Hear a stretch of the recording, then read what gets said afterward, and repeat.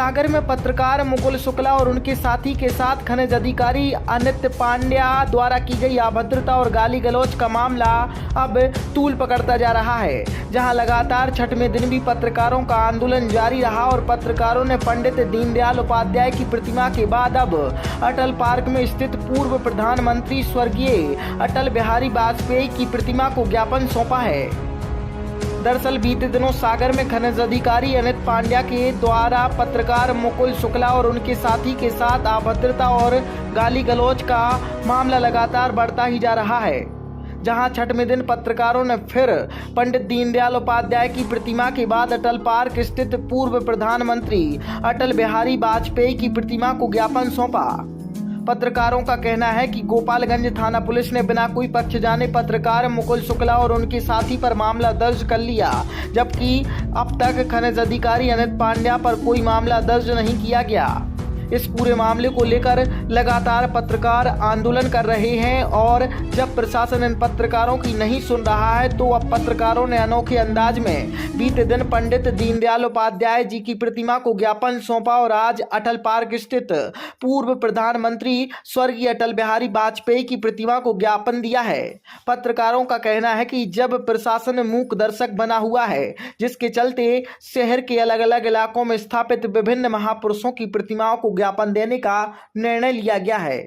BJP की कहना है पत्रकार कहते हैं और आज अटल बिहारी वाजपेयी जी को, इससे प्रशासन अभी तक नहीं चेता है।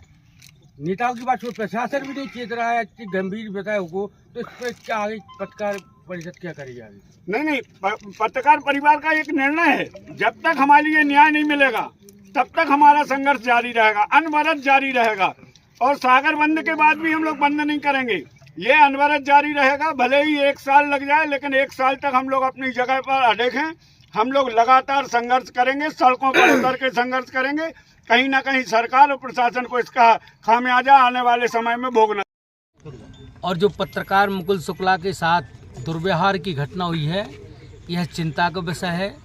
यह चिंता का विषय मध्य प्रदेश की सरकार को सोचना चाहिए, उन राजनेताओं को सोचना चाहिए जिन राजनेताओं को पत्रकार मीडिया में प्रकाशित करते हुए उनको जनप्रतिनिधि बनाते हैं, उनको नेता बनाते हैं। आज दुख का विषय है और चिंता का विषय है कि जिनको हमारे सागर के पत्रकार नेता बनाते हैं, हीरो बनाते हैं, बड़े बड़े पदों पर पहुंचाते हैं, वह मौन हैं, वह मूक दर्शक हैं, उनके मुंह से आवाज़ नहीं निकल रही। हम आपके चैनल के माध्यम से उन नेताओं से कहना चाहते हैं जिन नेताओं को सागर के पत्रकारों ने बड़ा नेता बनाया, प्रकाशित किया, हर जगह छाया उनके लिए, उन नेताओं से कि नेताजी मुंह तो खोलो, न्याय की आवाज़ तो में आगे तो आओ। पत्रकारों पर हमले हो रहे हैं, एक हमला नहीं कई हमले हो रहे हैं। ग्रामीण क्षेत्र के पत्रकारों की तो और भी दुर्दशा के शिकार हैं। कई बड़े बड़े अधिकारी अपने आप को लाल फीता शाही का, ये जो अधिकारी होता है वह जनता का नौकर होता है, जनता मालिक होती है। लेकिन वर्तमान परिवेश में पत्रकारों पर हो रहे हमले ने यह सिद्ध कर दिया है कि अधिकारी भगवान बन गए हैं और जनता नौकर बन गई है। ये कैसा भेदभाव है? पत्रकार वह है जो न्याय की आवाज़ बुलंद करता है, पत्रकार वह है जो पेट से भूखा व्यक्ति को रोटी दिलाता है, पत्रकार जो है जो लोकतंत्र की रक्षा करता है, जनता की ज्वलंत समस्याओं को शासन के पटल तक पहुंचाता है। शासन की गलती का सुधार अगर कोई करता है तो वह लोकतंत्र का चौथा स्तंभ पत्रकार करता है। जो पत्रकार जनता की आवाज़ को बुलंद करता है, यदि उस पत्रकार को न्याय नहीं मिलेगा तो आम जनता के न्याय के लिए हम किसके पास जाएं? हम पत्रकार साथियों के साथ, सरपंचों के साथ, समाज सेवी संगठनों के साथ कल कलेक्टर साहब के यहाँ गए, सैकड़ों की संख्या में गए, लेकिन कलेक्टर साहब ने पत्रकारों की पीड़ा को नहीं समझा। अरे जब पत्रकार की पीड़ा को कलेक्टर महोदय नहीं समझ रहे तो आम जनता के लिए की पीड़ा तुम कैसे समझोगे? या तो आप इस्तीफा देकर घर चले जाओ।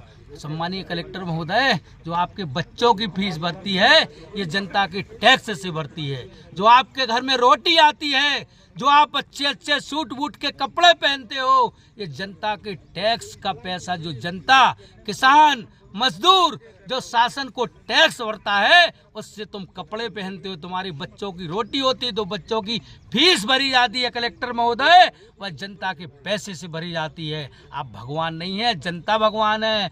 और यह कड़ी शुरुआत हो गई, आंदोलन की शुरुआत हो गई। अब यह आंदोलन मात्र पत्रकारों का नहीं रहा, यह आंदोलन जनता का आंदोलन बन गया है, समाज सेवियों का आंदोलन बन गया है। और यथाशीघ्र सागर शहर के रहवासी, सागर शहर के जागरूक लोग एक रणनीति तय कर रहे हैं और सागर बंद की योजना बना रहे हैं। जिस तरह बस स्टैंड की मांग को लेकर समूचा सागर बंद रहा था, उसी तरह पत्रकार के साथ जो दुर्व्यवहार खनिज अधिकारी ने किया है, इस गंभीर घटना को लेकर, इस चिंतन और मनन करने वाली घटना को लेकर समूचा सागर बंद करने के लिए सभी स्वयंसेवी संगठन एकजुट हो गए हैं, लोगों से संपर्क में है, संवाद में है। कल सरापा एसोसिएशन आया था, व्यापारी महासंघ आया था, सभी समाज सेवी